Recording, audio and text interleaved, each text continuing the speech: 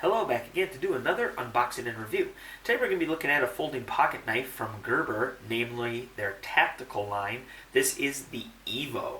So this is the EVO standard size. There's also a smaller version of this knife called the EVO Junior, but we're going to be looking at the full-size knife. Now, I'm going to let you know, this unboxing review, is going to follow the same format that all my reviews do. However, I'll tell you right up front as kind of a disclaimer that I actually do have experience with this knife already because I've been carrying it on my pants pocket for years. It is my everyday carry, and I'll let you know right now, I highly recommend this knife. Why did I get another one? Well, for two reasons. One, because I like it so much I want to make sure I have backup in case I should lose one.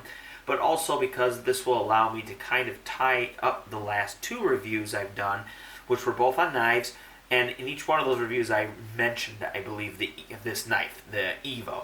So I thought it would only be fair to actually do an unboxing review on the EVO. So, yeah. Okay, so let's go ahead and take a look around the packaging here. Alright, so here we go. So right up here we can see this little badge here.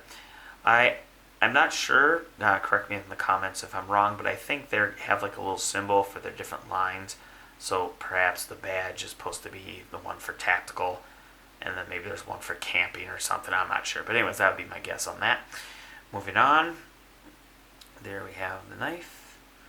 Of course it is in plastic. And then over here, lifetime warranty for North America only. So that's good because I am there, so I guess I get my lifetime warranty. And then on the back. Okay, so we have some specs.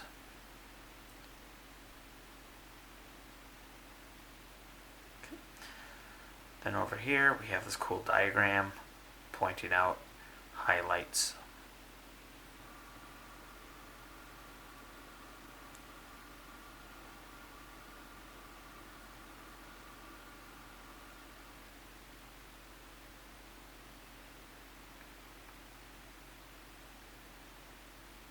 Some information there.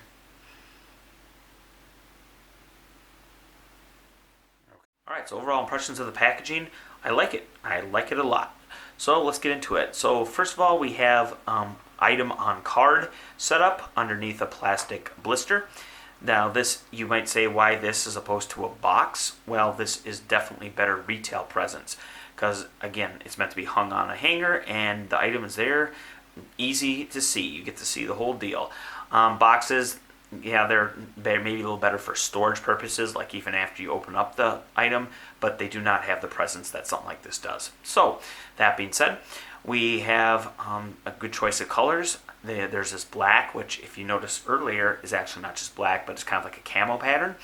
But from a distance, it is black, and you have orange. Orange on black, definitely an attention getter. The item there, as well as being obviously very visible, also has the orange highlighting the knife, kind of like a halo, so that's cool. And then let's talk about this point at the bottom. Initially, I wasn't really sure what the deal was. Why is the bottom not flat, but instead it has this kind of point? But then I looked up here, and oh, okay, so their logo is a shield, it looks like, and so that looks like the bottom of the shield. So I guess that's cool, tying it together. And talking about tying together, we also have those two little red highlights on the corners you can see. I guess that's supposed to tie in right there with that. So let's talk about the back. Yeah, love it. They have a spec table. They have the diagram of the knife with all the highlighted features. I mean, I don't really know what else you could ask for. They did a great job on this. So yeah, let's get to the unboxing now. Alright, so as far as opening it, I took a scissor and I cut out from the edge out here, came up, cut right alongside the knife in this plastic bubble, and then came down and went to about here. So we'll see if that worked. If all worked well, I should be able to pull this down like a trap door. Anyway, I think that will be enough. There we are. Alright, so here's the knife. Before we look at that, let's just make sure there was nothing else in this package. No, and then sometimes they have like a little something behind here. No. Okay, so that's that. Alright, let's look at the knife. And here we have it. You can see those cutouts go all the way through to the other side. You can see my finger behind there.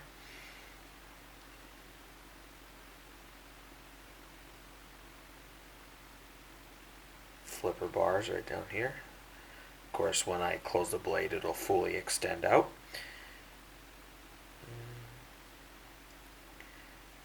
Notice the thumb studs. Not only are they quite beefy, but you have one on both sides. And then on top of that, you have the flipper, so you have quite a few options for opening this. Nice serrations there. Gerber right there.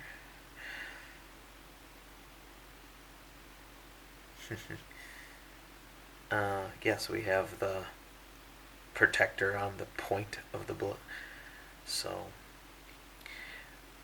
and then on this side.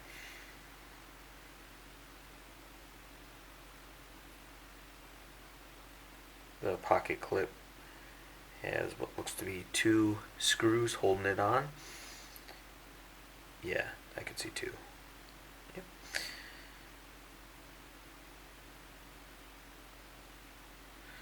Alright, let's take off the protector on the tip. Oh, just to show you, they put some forethought in this. They give you a little horn here so you can easily grasp it and pull it down.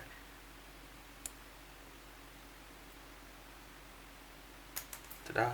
Alright, let's look at that tip. I'll zoom in. There it is.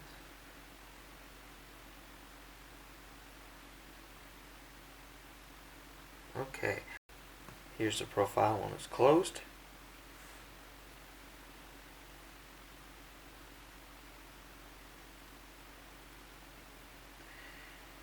To give you an idea just how far that flipper bar sticks up. A good amount without being too over the top, but actually I think this is right around perfect for flipper bar as far as how much it sticks out the back. Way to show you the back and top of the knife. So the back is open and then the top is open as well. You can see the blade in there. So, yep. Okay, give you an idea what it looks like fully extended. There you are. Nice profile. As you can see, it's nice in line. It's slim. And then now let's also go ahead and see our balance point, or center of mass. Right.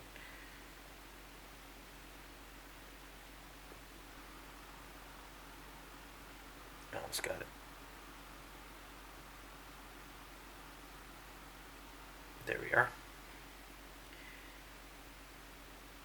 So let's look where that is. Yeah. So it's right around here where my finger is. Just behind the flipper bar. Right in this nice little indent right there. Okay. It's a pretty good balance point. Yep. See, now once you know where it is, you can easily reference it by the handle shape, which is helpful. Talking about that handle shape, I really like this this shape for a couple reasons. First, I think it just looks stylish. It's not over hyper styled like some of those fantasy knives, but at the same time, it's also not just bland and straight. So it does have this kind of wave to it, and it also does give you some good grip. Namely, you can put your finger here and then your other one back here. So yeah, and it has a function as well. All right, and let's see. Oh yeah, let's look at the lock. All right, so here it is. I have the blade extended and it locked. So there you are. Liner lock is doing what it's supposed to. Alright, so now let's test it as far as opening. I'm first going to use the thumb stud and then the flipper. So we'll do the thumb stud first. Yep. Good. And now let's do the quicker option, which is the flipper. Should I have some room here? Okay. There we go. And there it is. Nice.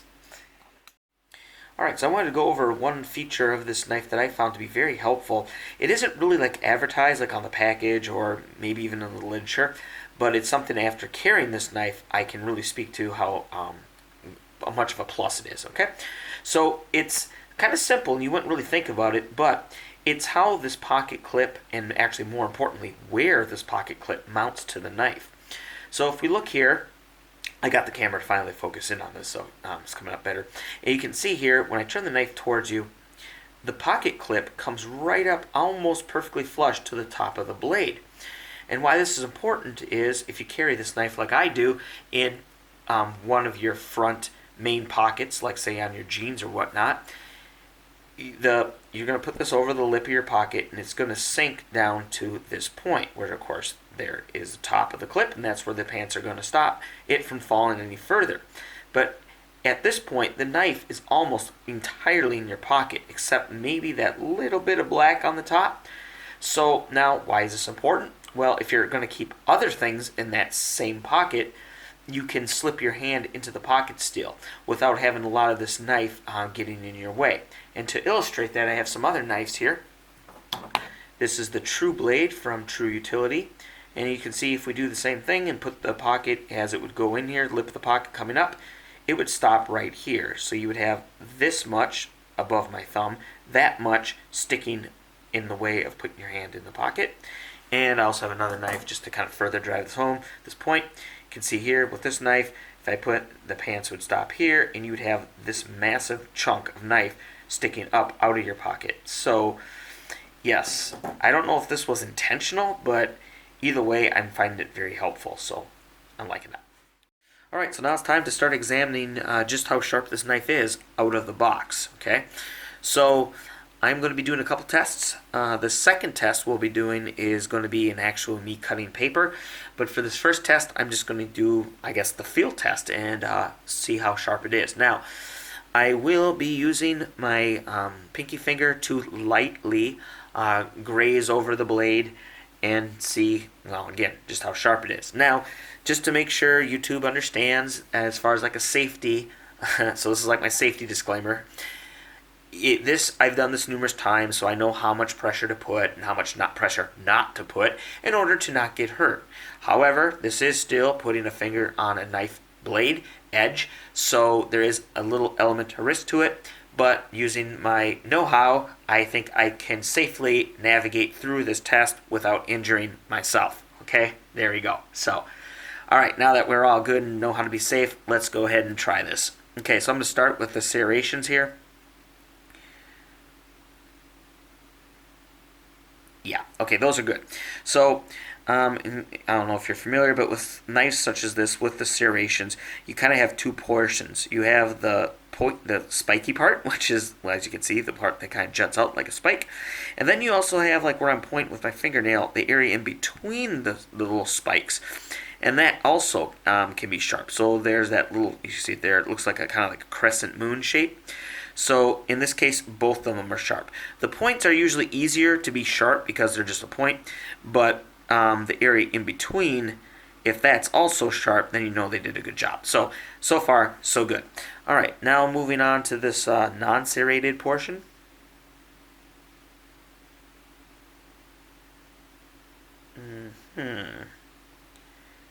Okay, so there's definitely an edge there. So this, I'll have to see on the second test just how well this cuts. But here, I would just say right now, there is an edge present. Not super sharp, though. Okay, now let's get to the blade. The point. Yeah, it's sharp. It's not only sharp, but also helping it is the shape of this blade. You can see how it really does come to a point. Other blades don't have this profile, and I just notice as they get wider and less pointy, the point has to be extra sharp to compensate. But here, again, the shape of the knife helps. So yes, tip pointy, and these sharp, and this we'll have to see a little bit later on the second test. Alright, so now it's time to actually test the sharpness by cutting paper. So if you're not familiar with this test, what I do is I have half of a 8.5 by 11 piece of paper. So this is your standard bulk printer paper. It isn't laminated. It's not the extra thick stuff you use for photos. Yeah, so this is your bulk printer paper. And what I do is I hold it basically like you see here, and it's, for all practical purposes, it's totally free hanging. And then I will do 2 different types of cuts on it. The first cut will be the shave test, where I try to shave off by just going like so. Now keep in mind that is actually a difficult test for knives, and the ones that can do it obviously are very, very sharp. And the other test is not as hard, but what I'll do is I will pierce a hole through the paper and then cut off out the side of the paper. This test, of course, is a little bit easier because the knife already has a pre-made hole from the stab to start, so then it just has to cut out. As where this one has to not only cut, but also make the initial entry into the paper.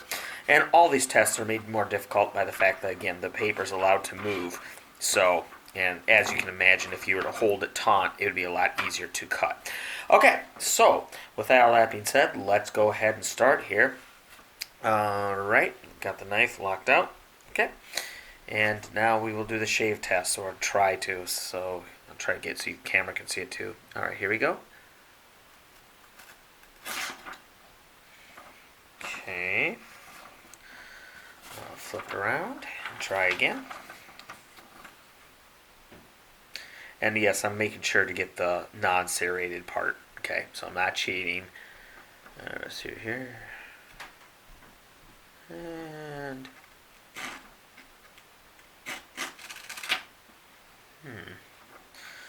it almost started. Let's try it again. Okay, so I'll bring this. Alright, so as you can tell, we didn't get any shaving off. I actually really wasn't expecting that to happen. What we did instead get are these tears. So these, although I still can't consider this a pass, I was impressed with the fact that I was able to get these tears without too much work. Now, so although I can't call that a pass for that test, I'm actually... It did a little better than I thought it would. Again, keep in mind, this is just out of the box. I didn't do any sharpening of my own. Okay, so now let me zoom back out and we'll do the second. Alright, so here we go. Second test, same piece of paper. And this will be the stab in and cut out. So here we go. Okay, so stabbed in, no problem. Really wasn't expecting any, but so there we are. And just to show you, I am using the non-serrated portion of the blade. Okay, here we go. Cutting out. We'll zoom in. Alright, so there we have it. The cut in is fine. You can actually kind of see the shape of the knife, the point. That's kind of cool, huh? Anyway, and then the cut out. Yeah, I mean, I can see like a couple tiny little fuzzies, but overall it's pretty darn smooth, especially that top portion there. So that's a definite pass. Alright, so we've arrived at the end of the video where I do my conclusion. And of course, the question is always stated in the conclusion is, would I recommend this item? And of course, if you've been watching this video since the beginning, you already know the answer to that. I said I've been carrying this model knife for years, and it is still, to this day, my everyday carry. So I guess you can figure out what I'm going to say. Would I recommend it? Yes, of course. So... And one other thing, while I was doing this review, I noticed that this knife actually has an additional feature that my other did not. And again, same model knife, but mine did not have this coating here on the blade. So mine was just your normal blade color metal. So I can only assume, therefore, with this additional corrosion resistance going on, this knife should last even longer than my other. And since my other is still perfectly working and functioning and overall looks pretty darn good, this should be even better. So there's that. Now let's talk about availability. This, unlike most of my reviews, is something that you can just buy here in the States. You can probably, if you go to like outdoorsy type stores, you could probably maybe even find this on the shelf. If not, of course, you can always order it. So without the whole having to import something like most of my reviews, this is way more available. Now price, although price doesn't vary nearly as much as my other reviews with the imported stuff, there is still price variation depending on what store you go to. So I can't give you a it is this price, no matter where you go. But I can tell you that this knife is actually quite affordable for what you're getting. It's actually, I kind of think it's a huge bargain. And don't want to say that too loud, or they'll start increasing the price, right? But anyway, yeah. So it's not dirt cheap, but I mean, obviously, by looking at this, you can pretty much figure this isn't going to be dirt cheap. But again, for what you're getting, I would say it's actually a bargain. And if you should lose this knife, oh, you'll probably be upset because I mean, I think you'll like it, but you won't be, out $100+. So I mean, yeah, it is affordable, I guess, if you should happen to lose it to get another one. So, and yeah, so I highly recommend this knife. I think it's really for the money, and I don't really think you can get a better knife than this. I'm sure there might be another model, but again, it's definitely something that should be on your radar if this is something that you're looking for. I know I was. I bought two of them.